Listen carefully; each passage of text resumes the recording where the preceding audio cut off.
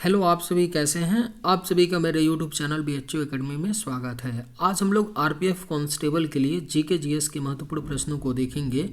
ये सभी प्रश्न होने वाले आगामी एग्जाम आरपीएफ कांस्टेबल के लिए बेहद ही महत्वपूर्ण होने वाले हैं, तो वीडियो आखिरी तक ज़रूर देखिएगा और सभी प्रश्नों को आप लोग अच्छे से याद कर लीजिएगा। तो चलिए आइए एक एक करके शुरू करते हैं। भारत में अंग्रेजों के समय प्रथम जनगणना किसके कार्यकाल में हुई? सही जवाब क्या होगा? तो भारत में अंग्रेजों के समय प्रथम जनगणना जो है यह लॉर्ड मेयो के कार्यकाल में हुई। यानी सही जवाब क्या होगा? तो ऑप्शन बी हो जाएगा। भारत में अंग्रेजों के समय प्रथम जनगणना लॉर्ड मेयो के कार्यकाल में हुई। रैयतवाड़ी व्यवस्था किसने लागू की थी? सही जवाब क्या होगा? तो रैयतवाड़ी व्यवस्था जो है यह लागू की थी थॉमस मुनरो ने। यानी सही जवाब क्या होगा? तो ऑप्शन सी हो जाएगा। रैयतवाड़ी व्यवस्था थॉमस मुनरो ने लागू की थी। यानी सही जवाब ऑप्शन सी होगा। The economic history of India के लेखक कौन हैं? बेहद ही महत्वपूर्ण प्रश्न है। The economic history of India के जो लेखक हैं यह रमेश चंद्र दत्त हैं। यानी करेक्ट आंसर क्या होगा? तो ऑप्शन सी हो जाएगा। The economic history of India के लेखक रमेश चंद्र दत्त हैं। संविधान का कौन सा भाग संविधान के संशोधनों से संबंधित है? सही जवाब क्या होगा? तो संविधान का कौन सा भाग है जो संविधान के संशोधनों से संबंधित है? तो करेक्ट आंसर ऑप्शन बी होगा, भाग 18। भाग 18 संविधान के संशोधनों से संबंधित है। और किस आर्टिकल में है? भाग 18 के किस आर्टिकल में संविधान संशोधन आपका दिया गया है? तो आर्टिकल कौन सा है? आर्टिकल 368 है। तो आप लोग इसे भी याद कर लीजिएगा। भारतीय संविधान में कुल कितने भाग हैं? तो वर्तमान में मौजूदा 25 भाग हैं। तो आप लोग इसे भी याद रखिएगा। तो वर्तमान में भारतीय संविधान में 25 भाग है और भाग 18 जो है संविधान के संशोधनों से संबंधित है। यानी सही जवाब आपका ऑप्शन बी होगा। संविधान सभा के 284 सदस्यों ने किस दिन हस्तलिखित संविधान पर हस्ताक्षर किए थे? करेक्ट आंसर क्या होगा? तो संविधान सभा के 284 सदस्यों ने किस दिन हस्तलिखित संविधान पर हस्ताक्षर किए थे? तो करेक्ट आंसर ऑप्शन बी होगा, 24 जनवरी 1950। 24 जनवरी 1950 को संविधान सभा के 284 सदस्यों ने हस्तलिखित संविधान पर हस्ताक्षर किए थे। यानी राइट आंसर ऑप्शन बी होगा। बिहार केसरी के नाम से किसे जाना जाता है? आपके ऑप्शंस हैं डॉक्टर राजेंद्र प्रसाद, श्री कृष्ण सिंह, डॉक्टर अनुग्रह नारायण सिंह, जयप्रकाश नारायण। सही जवाब क्या होगा? तो बिहार केसरी के नाम से किसे जाना जाता है? करेक्ट आंसर ऑप्शन बी होगा, श्री कृष्ण सिंह। श्री कृष्ण सिंह को बिहार केसरी के नाम से जाना जाता है। यानी राइट आंसर ऑप्शन बी हो जाएगा। भारतीय परमाणु कार्यक्रम का जनक किसे माना जाता है? करेक्ट आंसर क्या होगा? तो भारतीय परमाणु कार्यक्रम का जनक जो है डॉक्टर होमी भाभा को माना जाता है। यानी सही जवाब क्या होगा? तो ऑप्शन डी हो जाएगा। भारतीय परमाणु कार्यक्रम का जनक डॉक्टर होमी भाभा को माना जाता है। श्री ब्रह्मपुरेश्वर मंदिर भारत के किस राज्य में स्थित है? अगर आप लोगों को ये वीडियो पसंद आए तो एक लाइक ज़रूर कीजिएगा और अगर आप इस चैनल पर नए होंगे तो सब्सक्राइब भी कर लीजिएगा। श्री ब्रह्मपुरेश्वर मंदिर भारत के किस राज्य में स्थित है? सही जवाब क्या होगा? तो ऑप्शन बी हो जाएगा, तमिलनाडु। श्री ब्रह्मपुरेश्वर मंदिर जो है यह भारत के तमिलनाडु राज्य में स्थित है। यानी करेक्ट आंसर ऑप्शन बी होगा। लिंगराज मंदिर भारत के निम्नलिखित में से किस राज्य में स्थित है? सही जवाब क्या होगा? तो लिंगराज मंदिर जो है यह भारत के किस राज्य में स्थित है? तो करेक्ट आंसर ऑप्शन ए होगा उड़ीसा। लिंगराज मंदिर जो है यह भारत के उड़ीसा राज्य में स्थित है, यानी सही जवाब क्या होगा? तो ऑप्शन ए हो जाएगा। दलाई लामा ने किस वर्ष भारत में प्रवेश किया और शरण ली? करेक्ट आंसर क्या होगा? तो दलाई लामा ने किस वर्ष भारत में प्रवेश किया और शरण ली थी? तो सही जवाब क्या होगा? ऑप्शन बी होगा 1959 में। 1959 में दलाई लामा ने भारत में प्रवेश किया और शरण ली, यानी सही जवाब क्या होगा? तो ऑप्शन बी हो जाएगा। वर्ल्ड वाइड वेब का आविष्कार किसने किया था? बेहद ही महत्वपूर्ण प्रश्न है, कई बार पूछा गया है रेलवे एग्जाम में, एसएससी एग्जाम में भी पूछा गया है, आरपीएफ कांस्टेबल में पूछा जा सकता है। इसको अच्छे से याद कर लीजिएगा कि वर्ल्ड वाइड वेब यानी WWW का आविष्कार किसने किया था? वर्ल्ड वाइड वेब का आविष्कार किसने किया था? तो सही जवाब ऑप्शन डी होगा, टिम बर्नर ली ने, यानी राइट आंसर ऑप्शन डी हो जाएगा। वर्ल्ड वाइड वेब का आविष्कार टिम बर्नर ली ने किया था। रानी की वाव का निर्माण किस नदी के किनारे पर हुआ? सही जवाब क्या होगा? तो रानी की वाव का निर्माण जो है यह आपका सरस्वती नदी के किनारे पर हुआ, यानी सही जवाब क्या होगा? तो ऑप्शन सी हो जाएगा। रानी की वाव का निर्माण किस नदी के किनारे पर हुआ था? तो सरस्वती नदी के किनारे पर हुआ था। आर्य ग्रंथों की भाषा क्या थी? बेहद ही महत्वपूर्ण प्रश्न है। आर्य ग्रंथों की जो भाषा थी वह क्या थी? तो करेक्ट आंसर ऑप्शन ए होगा संस्कृत। आर्य जो ग्रंथों की भाषा है वह क्या है? संस्कृत है, यानी सही जवाब ऑप्शन ए होगा। निम्नलिखित शासक में से कौन खिलजी वंश का संस्थापक था? करेक्ट आंसर क्या होगा? तो निम्न शासक में से कौन खिलजी वंश का संस्थापक था? तो सही जवाब ऑप्शन डी होगा, जलालुद्दीन फिरोज खिलजी। जलालुद्दीन फिरोज खिलजी ने खिलजी वंश की स्थापना की थी, यानी सही जवाब ऑप्शन डी होगा।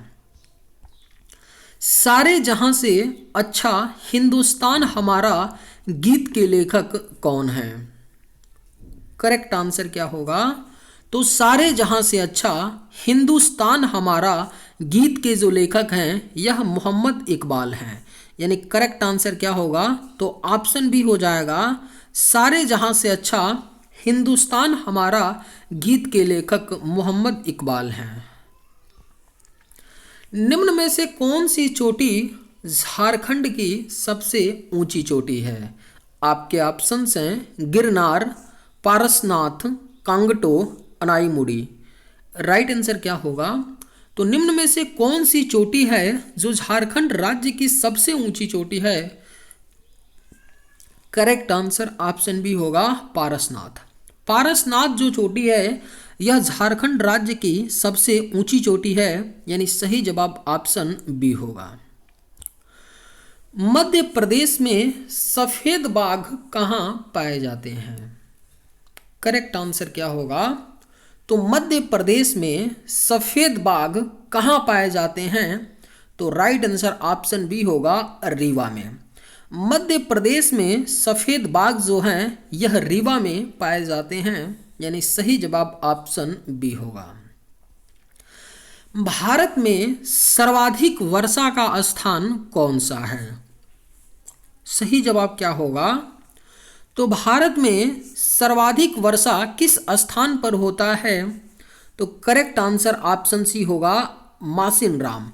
ये कहाँ पर पड़ता है मासिन राम? तो मेघालय राज्य में पड़ता है, जहाँ पर भारत में सबसे ज़्यादा बारिश होता है।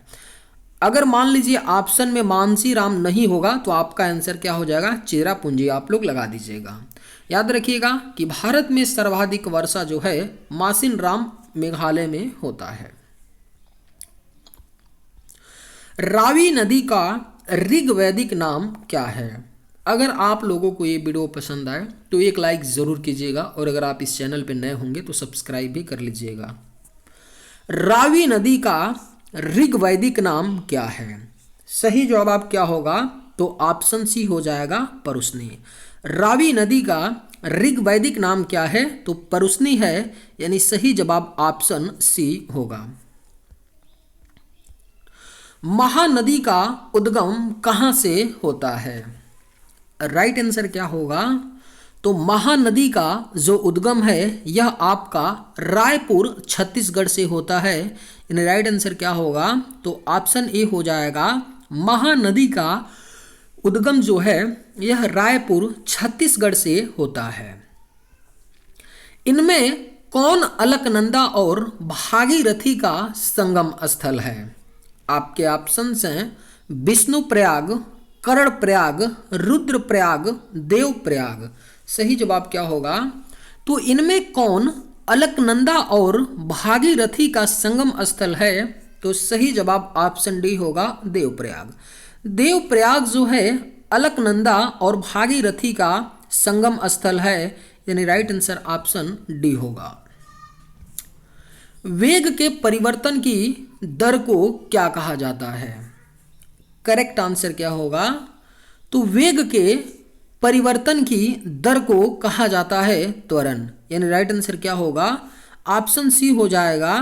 वेग के परिवर्तन की दर को त्वरण कहा जाता है। निम्न में से कौन सा तत्व आदर्श गैस का उदाहरण है? सही जवाब क्या होगा? तो निम्न में से कौन सा तत्व आदर्श गैस का उदाहरण है? तो राइट आंसर ऑप्शन सी होगा, हीलियम। हीलियम जो गैस है यह आदर्श गैस का उदाहरण है, यानी राइट आंसर ऑप्शन सी होगा। सिरका का रासायनिक नाम क्या है? बेहद ही महत्वपूर्ण प्रश्न है, पूछा जा सकता है, अच्छे से याद कर लीजिए। सिरका का रासायनिक नाम जो है यह क्या होता है? तो करेक्ट आंसर ऑप्शन सी होगा, एसिटिक अम्ल। सिरके का रासायनिक नाम क्या होता है? तो एसिटिक अम्ल होता है, यानी सही जवाब ऑप्शन सी होगा। सबसे पहले जीवित कोशिका की खोज किसने की थी? आपके ऑप्शंस हैं रॉबर्ट हुक, आर अल्टमैन, के आर पाटर, ल्यूवेनहॉक। सही जवाब क्या होगा? तो सबसे पहले जीवित कोशिका की खोज जो है यह ल्यूवेनहॉक ने की थी। रॉबर्ट कोच और ल्यूवेनहॉक में कंफ्यूज नहीं होना है, यहाँ पर जीवित कोशिका पूछा गया है, इसलिए आपका सही जवाब क्या होगा? तो ल्यूवेनहॉक होगा। सबसे पहले जीवित कोशिका की खोज जो है यह ल्यूवेनहॉक ने की थी, यानी राइट आंसर ऑप्शन डी होगा। वृक्क से संबंधित चिकित्सा विज्ञान की शाखा के रूप में जाना जाता है। सही जवाब क्या होगा? तो वृक्क से संबंधित चिकित्सा विज्ञान की जो शाखा है उसे नेफ्रोलॉजी के रूप में जाना जाता है, यानी राइट आंसर क्या होगा? तो ऑप्शन बी हो जाएगा। वृक्क से संबंधित चिकित्सा विज्ञान की जो शाखा है उसे नेफ्रोलॉजी के रूप में जाना जाता है। पंडित राजेंद्र गंगानी भारत के कौन से शास्त्रीय नृत्य से संबंधित हैं? करेक्ट आंसर क्या होगा? तो पंडित राजेंद्र गंगानी जो हैं यह भारत के कौन से शास्त्रीय नृत्य से संबंधित हैं? तो सही जवाब ऑप्शन बी होगा, कथक नृत्य। पंडित राजेंद्र गंगानी जो हैं यह भारत के कथक नृत्य से संबंधित हैं, यानी राइट आंसर क्या होगा? तो ऑप्शन बी हो जाएगा। निम्नलिखित में से कौन एक प्रसिद्ध तबला वादक है? आपके ऑप्शंस हैं विक्कू विनायक राम, पंडित वीजी जोग, पालघाट मणि अय्यर या जाकिर हुसैन। सही जवाब क्या होगा? तो निम्न में से कौन एक प्रसिद्ध तबला वादक है? करेक्ट आंसर ऑप्शन डी होगा, जाकिर हुसैन। जाकिर हुसैन जो हैं यह प्रसिद्ध तबला वादक हैं, यानी राइट आंसर ऑप्शन डी होगा। खेलो इंडिया यूथ गेम्स का मुख्यालय कहाँ है? बेहद ही महत्वपूर्ण प्रश्न है। खेलो इंडिया यूथ गेम्स का जो मुख्यालय है यह आपका नई दिल्ली में है, यानी राइट आंसर क्या होगा, ऑप्शन सी हो जाएगा। खेलो इंडिया यूथ गेम्स का मुख्यालय नई दिल्ली में है। विश्व की सबसे बड़ी मीठे जल की झील है। राइट आंसर क्या होगा, तो विश्व की सबसे बड़ी मीठे जल की झील कौन सी है, तो करेक्ट आंसर ऑप्शन सी होगा, सुपीरियर झील। विश्व की जो सबसे बड़ी मीठे जल की झील है, माफ़ी चाहते हैं, आपका बैकाल झील होगा। करेक्ट आंसर क्या होगा, बैकाल झील होगा। विश्व की सबसे बड़ी, यहाँ मीठे जल की बात की जा रही है, तो सबसे बड़ी मीठे जल की झील क्या होगी, तो बैकाल झील होगा। और सबसे बड़ी जो खारे जल की झील अगर पूछा जाता तब जाकर के आपका आंसर सुपीरियर झील होता। तो याद रखिएगा, बैकाल झील जो है यह विश्व की सबसे बड़ी मीठे जल की झील है, यानी राइट आंसर ऑप्शन बी होगा। उम्मीद करते हैं कि आप लोग समझ पाए होंगे। चलिए आज के वीडियो में बस इतना ही।